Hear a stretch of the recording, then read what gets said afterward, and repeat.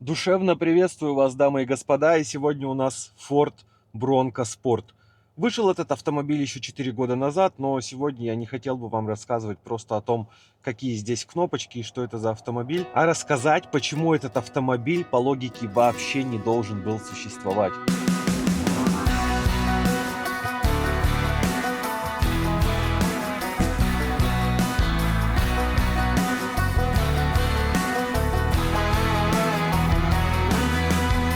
Бронко ассоциируется у людей с большим рамным внедорожником, жестким, тяжелым, с понижайкой. Проще говоря, автомобилем со всеми атрибутами настоящего оффроуда. Но такой автомобиль просто не нужен большинству людей. Наверное, многие хотели бы на нем прокатиться в какой-то выходной и не более того. Но Ford сделал гениальный шаг. Они взяли идею большого Бронко, его стиль, атмосферу приключений, дизайн, характер и адаптировали все это под обычную жизнь. Под людей, которым не нужен вот этот огромный рамный монстр, но они хотят получить эмоцию Бронко, внешний вид, квадратные формы, атмосферу, детали экстерьера и интерьера. И при этом нормальный расход топлива, комфорт и размер, с которым просто можно жить каждый день. Так появился Ford Bronco Sport, автомобиль, который построен не на раме, а на базе обычного Ford Escape или Ford Kuga в Европе. Исторически это, конечно, были два разных мира, но Ford сделал это осознанно. Они хотели дать людям эмоцию Бронко, но без ограничений большим внедорожником. И попали точно в аудиторию тех, кому важен стиль приключений, но кто ездит преимущественно по городу. И результат. Bronco Sport стал хитом в своем сегменте. В том числе потому, что в нем сошлись две несочетаемые вещи. Внешность маленького внедорожника и практичность. Расход и удобство обычного городского кроссовера. Но самое интересное даже не в этом. Когда Бронко вышел на рынок, он занял место между скучными семейными кроссоверами и дорогими внедорожниками. И как показали продажи, людям хотелось получить яркий и необычный автомобиль, но при этом, чтобы он оставался простым и понятным в городских условиях. Конечно, нельзя сказать, что Ford придумал какой-то новый класс, конкуренты из Toyota и Subaru тоже кое-что пробовали, но точно можно сказать, что Ford хорошо зашел в этот рынок и плотно там закрепился. По технической части с момента выхода в 2021 году ничего не изменилось. Это все так же два двигателя, 1,5-литровый EcoBoost, который у нас сегодня на тесте, 181 лошадиная сила, порядка 8,5 секунд до сотни и приятный расход 8-9 литров на 100 километров. И 2-литровый EcoBoost, который имеет 245 лошадиных сил, едет до сотни примерно за 6,5 секунд и при этом все равно имеет приятный расход в районе 10 литров. Оба двигателя компонуются одной безальтернативной коробкой, и это 8-ступенчатый автомат. Никакого монопривода, это всегда полный привод, но у него есть два варианта. Обычный классический с муфтой, который подключает задние колеса, и второй вариант более технически продвинутый с имитацией блокировок задней оси. Цены на Ford Bronco Sport за 4 года совсем немного подросли, сегодня это диапазон от 31 до примерно 42 тысяч долларов. Тестовый же автомобиль практически посередине, 36 145 долларов. И в целом, даже если мы не касаемся технической части, изменения в автомобиле за 4 года произошли минимальные. Новая мультимедийная система чуть больше 13 дюймов и новая начинка этой системы. Теперь все работает гораздо быстрее и ощущается приятнее. Но на этом все. Больше никаких изменений за 4 года они не внесли. Рестайлинг также не анонсирован. А все почему?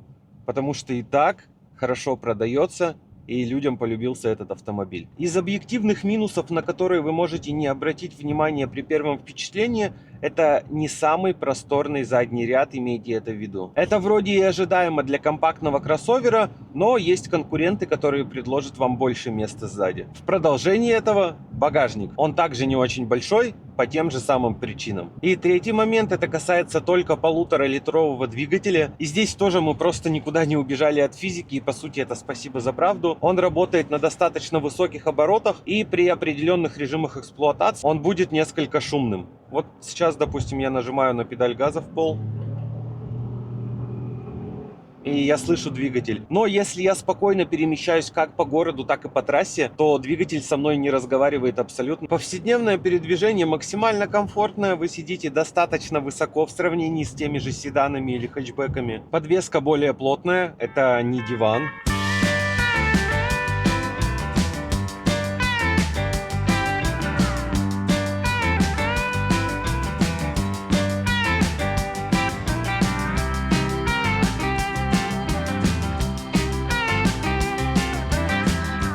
Если вы думаете, что за 36 тысяч мы получаем только полный привод и какие-то технические возможности, но при этом абсолютно лишаемся комфорта, то вы ошибаетесь. Посмотрите, как брутально выглядит автомобиль. Еще раз, это не максимальная комплектация. Это автомобиль за 36 145 долларов. 17 диски, Black Diamond версия. Она вся полностью черно-белая. Материалы отделки не премиальные, но очень практичные. Здесь также все в черном цвете. Сиденья не имеют выраженной боковой поддержки. Они тканевые. Но, опять же, здесь все в пользу практичности. Хороший диапазон регулировок руля. Электронная приборка в достаточно минималистичном стиле. Вот это наше единственное обновление. Большой дисплей. Камеры заднего вида с динамической разметкой. Управление климатом полностью сенсорное. И только вот такой небольшой блок физических клавиш. Беспроводная зарядка, Type-C, USB, прикуриватель. Экстерьер у нас полностью черно-белый. И в интерьере нам сделали белую крышу, никаких люков нет, только опционально доступен. 4 тумблера для различных подключений. На заднем ряду, вот если бы я сидел сам за собой, вот столько места бы у меня осталось. Сесть можно, но это очень неудобно. Классический подлокотник с двумя подстаканниками. 2 Type-C. И полноценная розетка. Сзади никакого электропривода. Есть петли, подготовка под фаркоп. Из моментов, которые добавляют вам еще практичности, это лампочки, которые мы можем включить вот этой вот кнопкой.